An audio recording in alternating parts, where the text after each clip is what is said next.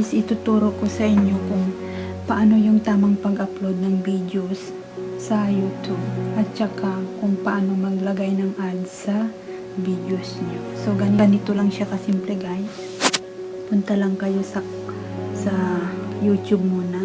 Sa akin kasi ang ginagawa ko, ina-upload ko muna yung video sa YouTube.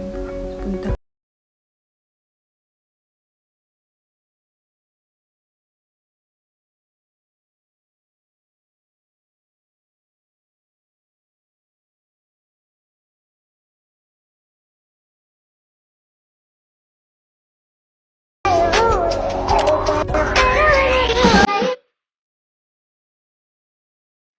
So, ayan na siya. Tapos, ilagay nyo yung title ng video nyo.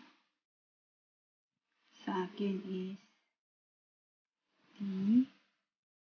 DIY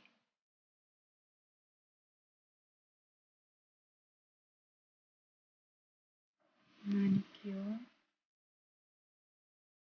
at home.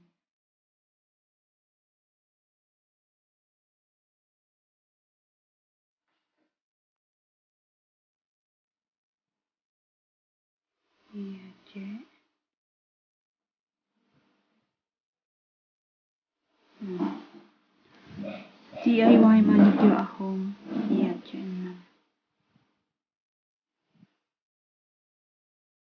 Tapos, yung description, dapat may naka-ready na kayong description ng video. So, sa akin, naka-ready na siya, kaya ikaka-paste ko na lang siya. So, ayan siya.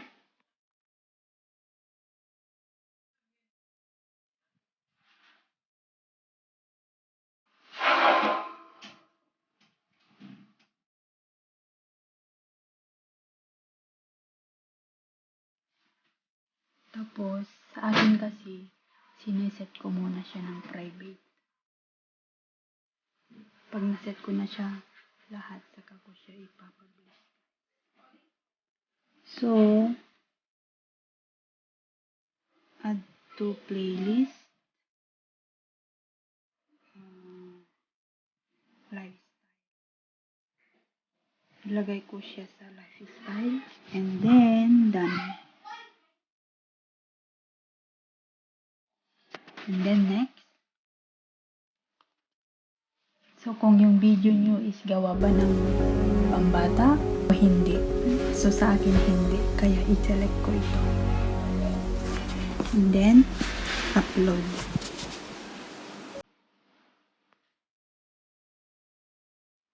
So, pagkatapos nan guys, punta kayo sa Chrome. Nag-login kayo dun sa Chrome ng YouTube nyo. Pero sa akin, nakalagin na ata. So, yun, nakalagin na nga siya.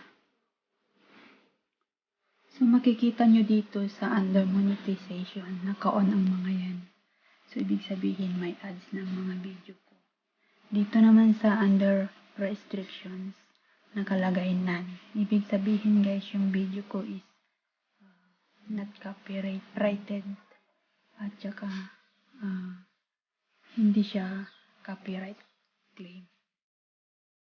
So, puntahan nyo yung in-upload nyo kanina. I-refresh nyo lang siya.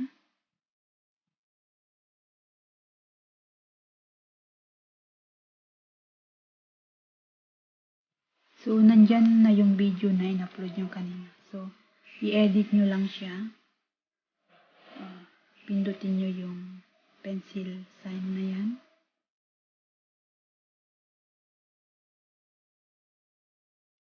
Tapos, i-upload nyo yung thumbnail. Dapat may naka-ready na rin kayong thumbnail. So, sa akin mayroon na. Kaya ilagay ko na lang siya.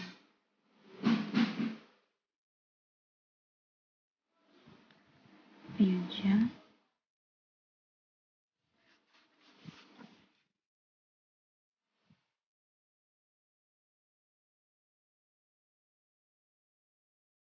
So, pagkatapos niyan, punta naman kayo dito sa Show More. Punta kayo sa tab. Kung ano yung nakalagay na description nyo, pwede nyo doon ilagay sa tags nyo. So, ayan yan sa akin. Tapos, yung pangalan ng channel nyo.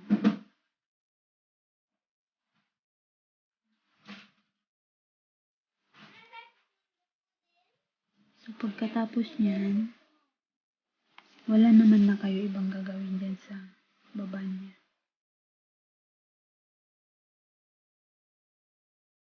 So, punta kayo sa cards.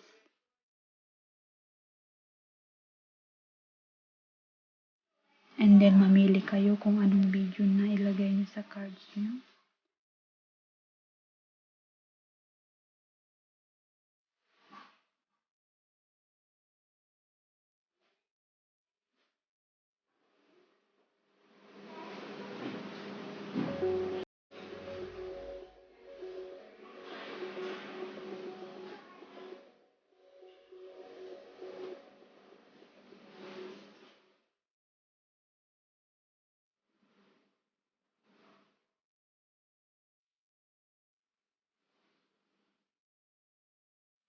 Bahala kayo guys kung paano nyo iset yung sa cards nyo.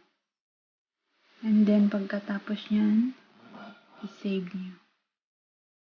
Save. And then, i-save nyo yung mga description na nagawa. So, paano ba maglagay ng ads sa video? So, ganito lang siya guys. Punta kayo sa $sign na yan.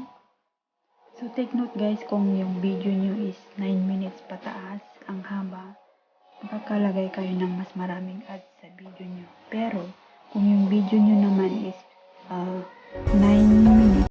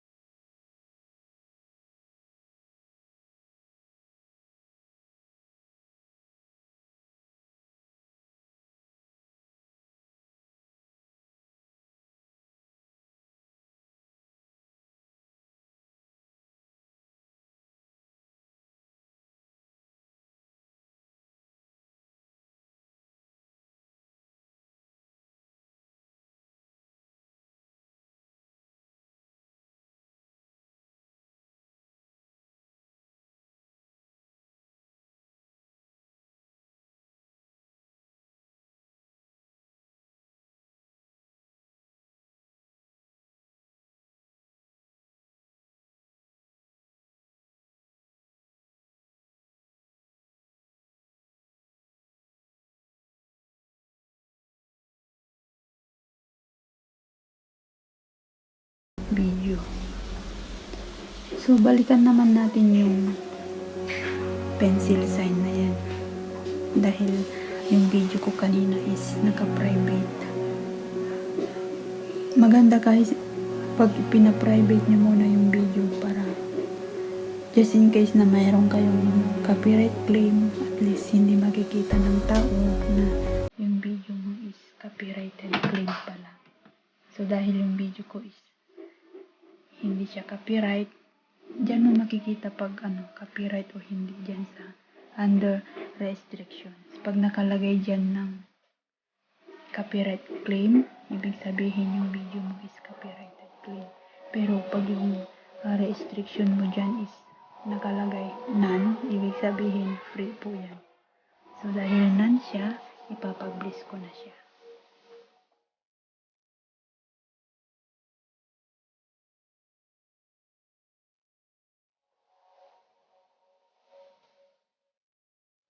i-double check lang natin guys. Dapat dino-double check nyo bago nyo siya i-publish. Kung tama ba yung pag-upload mo o hindi.